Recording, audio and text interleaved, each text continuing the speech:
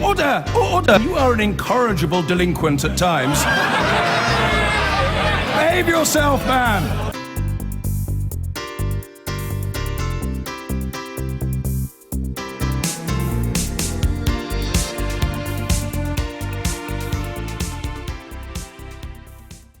The US president has started his latest weekend break to the so-called Southern White House in Florida by accusing Barack Obama of tapping his phones during the election campaign. Donald Trump compared the discovery to Watergate and accused his predecessor of sinking to a new low. Let's take you to Washington now and Sky's Amanda Walker. And Amanda, is the president offering up any evidence to back up his claims?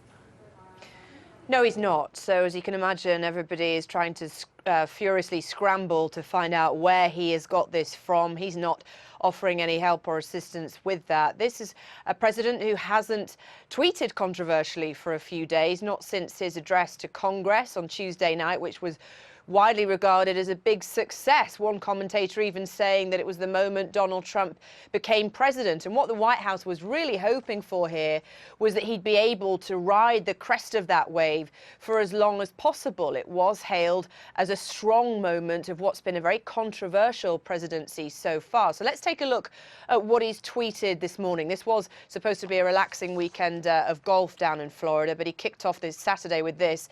Terrible. Just found out that Obama had my wires tapped in Trump Tower just before the victory. Nothing found. This is McCarthyism.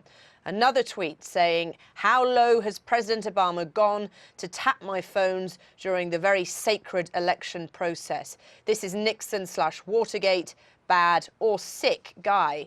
Now, just doing a little bit of digging around here, you would expect for a president to come up with something like this. It's either from a classified briefing. He did say he just learned this. The idea of a classified briefing happening at around 5 a.m. on a Saturday morning does seem unlikely. Where it does seem to have come from, or certainly seems to be gathering steam, this idea, is right-wing media sites. There's a conservative radio host who did a show on Thursday talking about this very issue.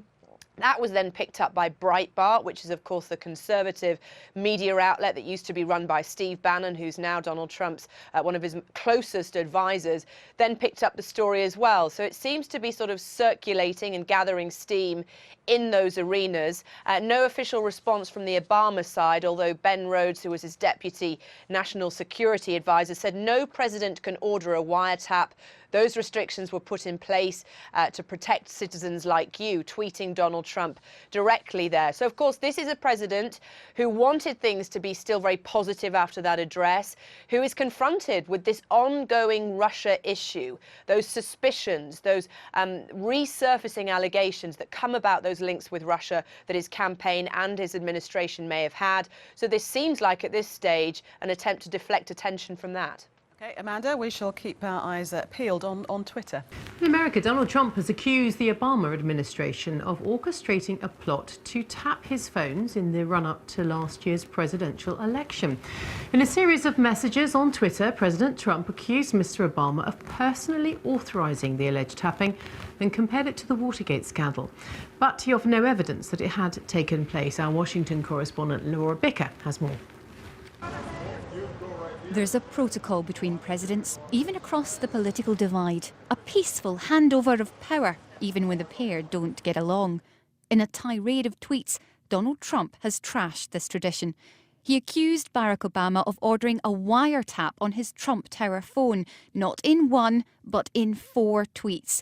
The last read, how low has President Obama gone to tap my phones during the very sacred election process?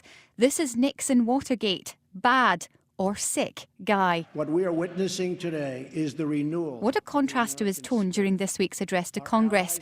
It appears this was not the pivot to a different kind of president that many thought. So were Trump Tower's phones tapped? The conservative news publication Breitbart seems to think so, and it blames Barack Obama. Did this article start the Twitter cascade? But no president has the power to order a wiretap. Only the FBI can do that with a warrant from a court. President Trump is now facing calls to produce proof for his claims. Laura joins us now from Washington. Hard to see where this goes next, Laura. What response first, then, from the Obama camp, if any?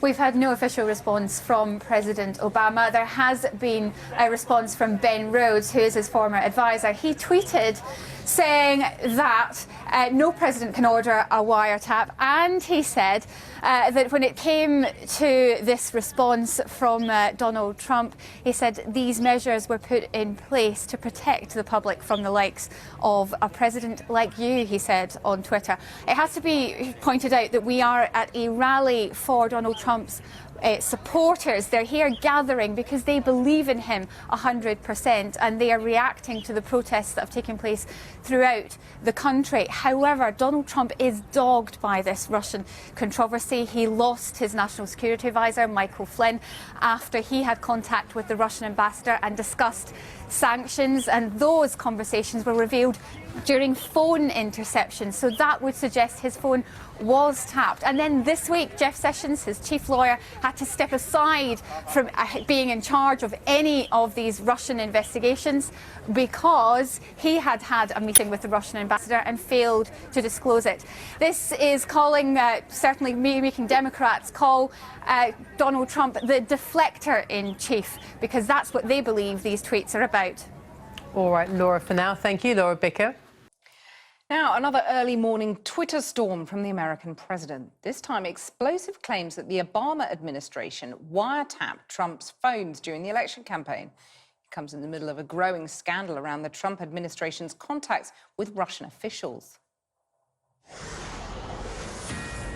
The former reality TV star certainly knows how to set the media agenda.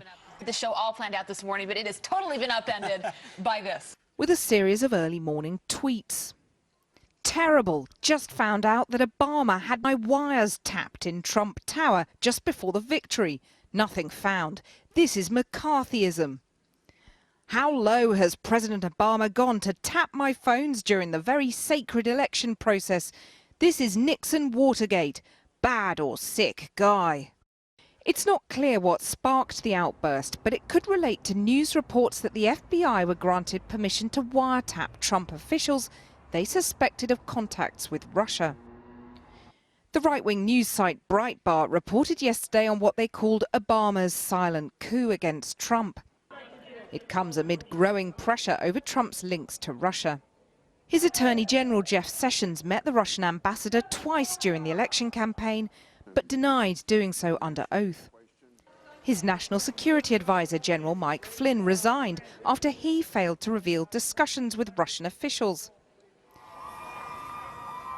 So President Trump has been trying to shift the focus away from the alleged Russia links and onto the leaks themselves and the intelligence agencies. I think that President Obama is behind it because his people are certainly behind it. And some of the leaks possibly come from that group. You know, some of the leaks, which are really very serious leaks because they're very bad in terms of national security. But I also understand that's politics. And in terms of him being behind things, that's politics. And it will probably continue.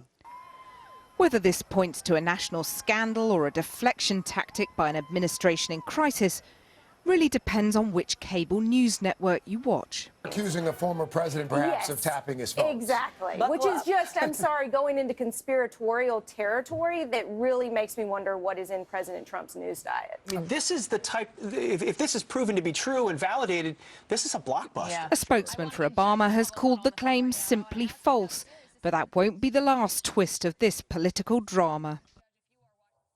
Well, we're joined now by our Washington correspondent, Kylie Morris. Kylie, do you think that President Trump's tweets on this are believable? Kathy, we have known since the end of the year that the FBI had applied to this court for permission to conduct phone surveillance of the Trump campaign. That's the FISA court.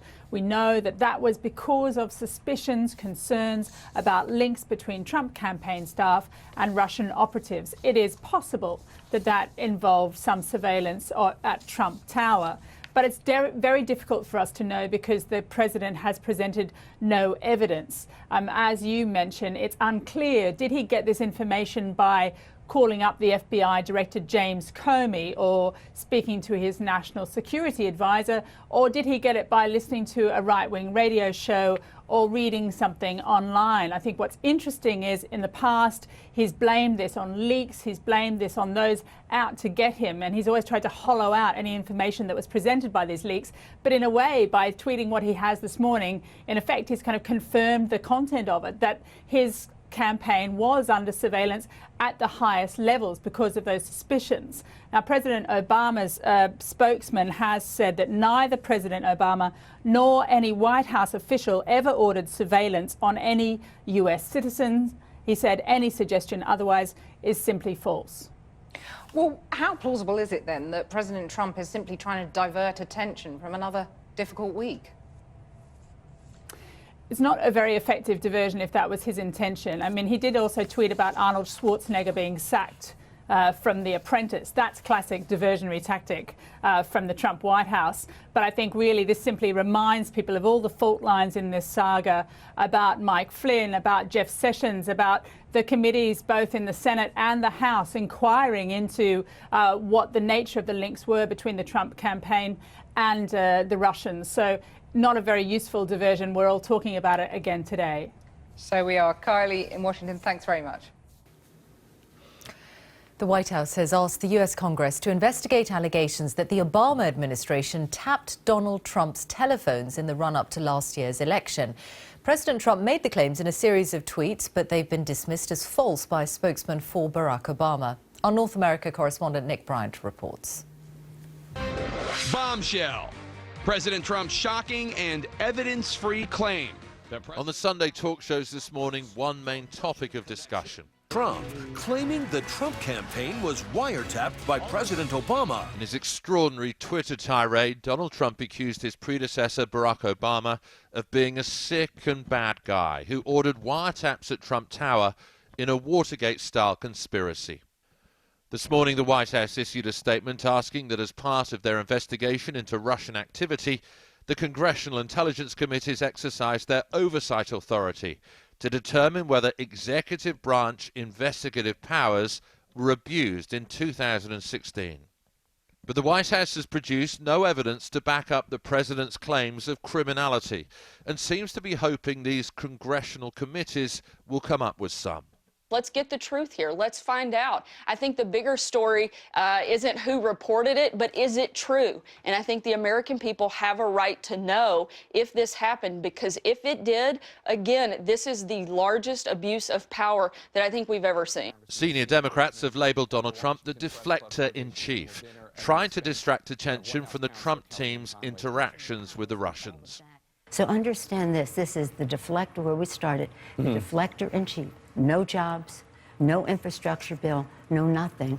And America's former director of national intelligence claimed there had been no wiretaps. And at this point, you can't confirm or deny whether that exists? I can deny it. This weekend has seen pro-Trump rallies around the country, celebrating his successful speech to Congress. But a week that began with a presidential reset has ended once again with Russia. It's the scandal that just refuses to go away, and of course Donald Trump has guaranteed it remains in the headlines by launching that Twitter tirade against President Obama, something he was trying to throw up a dust storm to distract attention away from his team's links with the Russians. But in doing so, he seems to have dug himself even deeper, because he has made these startling accusations without any evidence to back them up. Nick Bryant, thank you. The White House is demanding an investigation into their own claims that Barack Obama abused his executive powers during last year's presidential election. It follows a series of tweets from President Trump yesterday in which he accused his predecessor of ordering a wiretap on his phones. Mr. Trump hasn't offered any evidence to support the claims, but the former National Intelligence Director under Obama has branded them false. I will say that for the part of the national security apparatus that I oversaw as DNI, there was no such wiretap activity mounted against the president-elect at the time, or as a candidate, or against his campaign. I can't speak for other Title III authorized entities in the government or a state or local entity. Yeah, I was just going to say, if the FBI, for instance, had a FISA court order of some sort for a surveillance, would that be information you would know or not know? Yes. You would be told this? I would know that. If there was a FISA court order on something like this. Something like this, absolutely. And at this point, you can't confirm or deny whether that exists? I can deny it. Now, US correspondent Amanda Walker is in Washington for us. And Amanda, for the second day, the president is standing by these unsubstantiated claims. What more reaction have we been hearing? Well, it's a big day for reaction. We have these Sunday shows on US media where basically high-profile lawmakers, politicians are invited to talk about the week that's just gone. But all they're talking about today is those tweets that were delivered by Donald Trump yesterday morning in which he claimed that President Obama had him wiretapped before the election. Now, I think there is generally a tone that people are perplexed by this. There is no evidence that Donald Trump has offered. There is no evidence that the White House has offered. We know that they want an investigation into this. That's not the first time this has happened after Donald Trump has tweeted something. They said there would be an investigation when Donald Trump tweeted that there had been 3 to 5 million illegal votes cast in the election. This is what Sean Spicer, the White House press secretary, has said in relation to this. Reports concerning potentially politically motivated investigations immediately ahead of the 2016 election are very troubling. So they're calling for that, despite the fact that an Obama spokesperson has said that this is absolutely not true. As we heard there from James Clapper, the former director of national intelligence, that he says it's not true as well. And even congressional Republicans have been distancing themselves from these claims. I think the term wiretap is thrown around very loosely and by a lot of people. So we have to understand exactly what they're talking about. Suffice it to say, I don't have any basis. I've never heard that allegation made before by anybody. I've never seen anything about that anywhere before. But again, the president put that out there, and now the White House will have to answer as to exactly what he was referring to. Now, it's worth reminding ourselves of the bigger picture here. This was supposed to be a good week for Donald Trump. He had what was regarded as a successful speech to Congress on Tuesday night. Then after that came these questions surrounding his attorney general and whether he had spoken to Russia's ambassador and whether he had lied under oath in his confirmation hearing. And that forced his recusal from the investigation that he was supposed to oversee into potential links between the Trump campaign and Russia. So Donald Trump obviously not happy about that, not happy about one of his most loyal supporters, Jeff Sessions, being called into question this way. So a lot of people saying this is classic Trump deflection, trying to distract from what is at the heart of the issue here, which continues to be the growing suspicion over whether the Trump campaign had contact with or even colluded with the Russians during the election. Okay, Amanda, thank you.